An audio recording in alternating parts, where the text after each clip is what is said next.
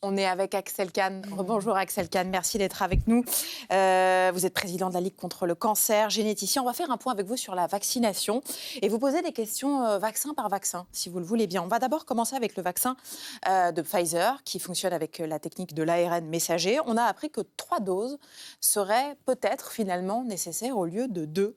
Pourquoi ? Il y a 2 incertitudes.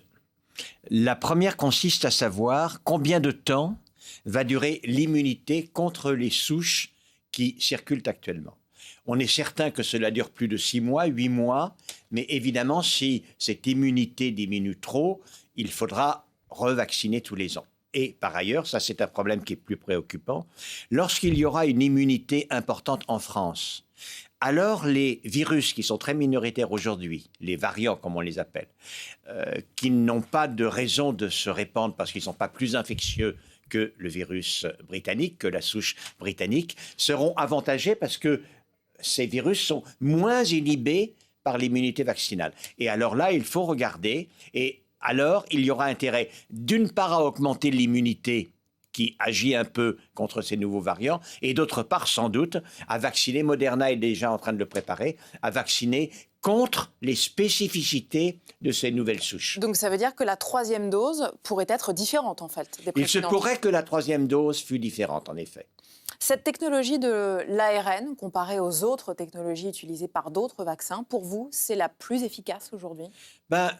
Cette utilisation de l'ARN médicament pour faire des vaccins, c'est un moment important, une sorte de révolution. Ce sont des vaccins qui sont tout à fait extraordinairement efficaces, qui sont très sûrs, avec un pourcentage de sécurité qui est tout à fait énorme. On en est à 70 millions de personnes qui ont été vaccinées réellement au moins.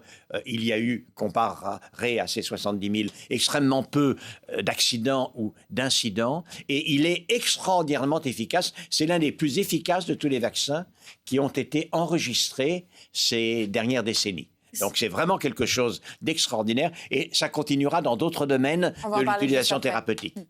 Y compris au niveau des effets secondaires, d'ailleurs. C'est celui qui en a le moins, le Pfizer. Oui, absolument. Il y a quelques allergies, mais en réalité qui sont même moins fréquentes que ne le sont les allergies globalement.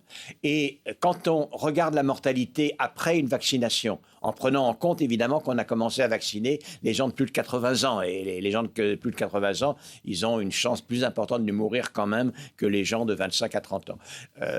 Il y a très très très peu d'effets secondaires et en fait, la mortalité qui est secondaire à ce vaccin n'est pas du tout perceptible dans les statistiques par rapport à ce qu'est la mortalité normale que vous savez, Camille, on finit bien par mourir un jour. Il paraît. Vous l'évoquiez il y a un instant, est-ce que les recherches qui ont été accélérées justement en ce moment sur l'ARN messager, elles vont nous ouvrir d'autres perspectives pour d'autres maladies, notamment pour le cancer ? Oui, en effet. Quel est le principe de l'ARN messager médicament, de l'ARN médicament plus généralement ?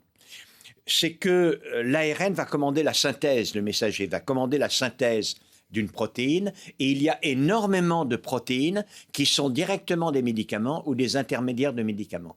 Et l'efficacité du vaccin ARN indique que l'on aurait intérêt, au lieu d'utiliser la protéine, d'utiliser l'ARN qui commande la synthèse de la protéine dans les cellules elles-mêmes.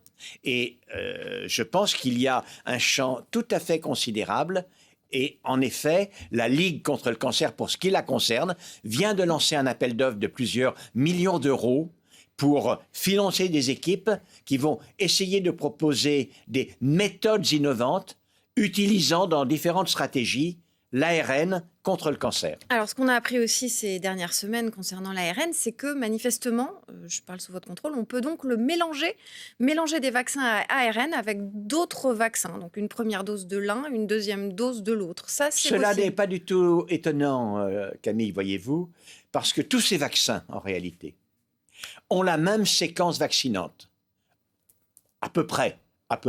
C'est la séquence qui code la protéine de spicule du virus, qui est la protéine externe qui permet la fixation sur les cellules et l'entrée dans les cellules. Et par conséquent que cette séquence vaccinante soit apportée par un ARN, par un adénovirus ou bien avec Novavax, on va le voir venir, par une protéine recombinante fabriquée par génie génétique. C'est le même type d'anticorps qui sont développés, anticorps contre la spicule. Et si on a des anticorps anti-spicule développés avec un vaccin AstraZeneca, par exemple, eh bien, on peut très bien faire un rappel avec de l'ARN qui va également stimuler la réponse anti-spicule. Le vaccin AstraZeneca, justement, est-ce qu'il pose problème scientifiquement? Oui, on ne va pas dire le contraire. Mais comme je suis venu, ce qui est une joie pour moi, plusieurs fois avec vous, je vous avais toujours dit qu'il fallait faire très attention avec les vaccins adénoviraux. Parce que la grande différence, c'est que ce sont... Alors, je vous coupe, c'est le cas donc, de ce vaccin AstraZeneca, Johnson celui de Johnson et le Sputnik. Sputnik. Ouais. Absolument. On met la séquence qui code pour la spicule, en quelque sorte, c'est de l'ADN, ici c'est pas de l'ARN, dans un vecteur vivant qui est un adénovirus qui donne habituellement des rhumes, on va dire, des infections saisonnières extrêmement bénignes.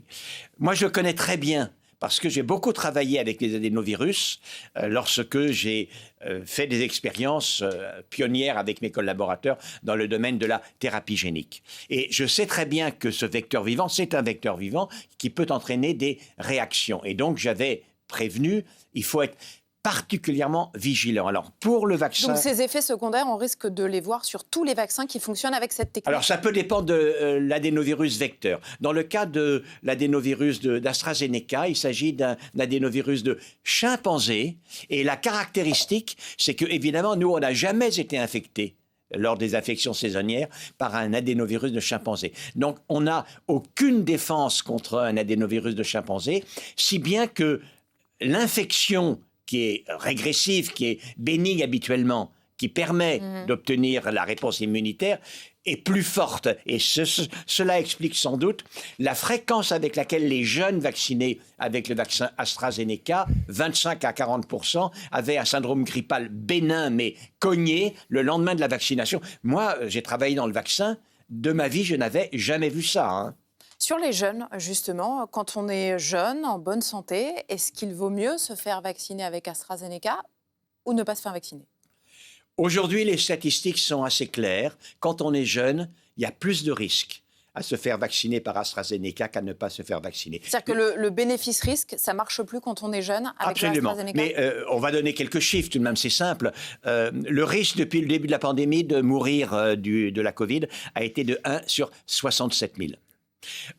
On voit aujourd'hui que les accidents thromboemboliques avec thrombopénie dus à l'AstraZeneca varient entre 1 sur 40 000 au Danemark et 1 sur 150 000. On va dire 1 sur 100 000. Donc on va dire 1 sur 67 000, 1 sur 100 000, il y a un petit avantage. Mais ce n'est pas vrai du tout chez les jeunes. Chez les jeunes, le risque de mourir de la Covid, il est de l'ordre de 1 sur 670 000, 1 sur 1 million. Il faut circuler le virus, pardon. Oui, c'est vrai. Ils font circuler le virus, donc pourquoi ne pas les vacciner avec un autre vaccin que l'AstraZeneca? La secrétaire d'État à l'industrie a annoncé qu'on aurait assez de doses en septembre pour vacciner tous les jeunes, mais qu'il fallait voir... Les autorités de santé, de manière extrêmement lucide, en France, ont très tôt, la France a été l'un des premiers pays à le décider qu'on n'allait plus administrer le vaccin AstraZeneca chez les jeunes avant 55 ans. Chez les personnes après 65 ans, après 55 ans, c'est la date, la limite qui a été retenue, le rapport efficacité-risque reste bénéfique à l'AstraZeneca, reste bénéfique. Cela étant dit globalement... Au début, on disait le contraire quand même. Hein. Oui. Oui, non, mais c'est vrai, on disait que si c'était sur les personnes âgées qu'il n'était pas efficace. Absolument, mais au début, on ne savait pas. Réellement, on a fait... en fonction des données. Mais lorsqu'on a eu les données, voilà ce qui s'est passé. Mais globalement, alors il faut vacciner les gens, et notamment les personnes qui sont les moins jeunes, parce que ce sont les personnes qui sont les plus fragiles. Et donc je comprends bien, il faut utiliser toutes les formes de protection que l'on a. C'est un problème, une exigence de santé publique. Mais globalement, si on avait dans un monde qui sera bientôt idéal, on va l'obtenir, assez de vaccins. Les vaccins ARN sont plus efficaces, protègent sans doute mieux contre les variants nouveaux, le variant brésilien et le variant sud-africain, et sont 5 à 10 fois moins dangereux. Donc, évidemment, il faudra vacciner avec les vaccins ARN et pas avec le vaccin AstraZeneca. Il coûte plus cher. La messe est dite. Merci beaucoup, Axel Kahn, d'avoir répondu à nos questions ce matin. On va faire un point maintenant, Camille, sur la situation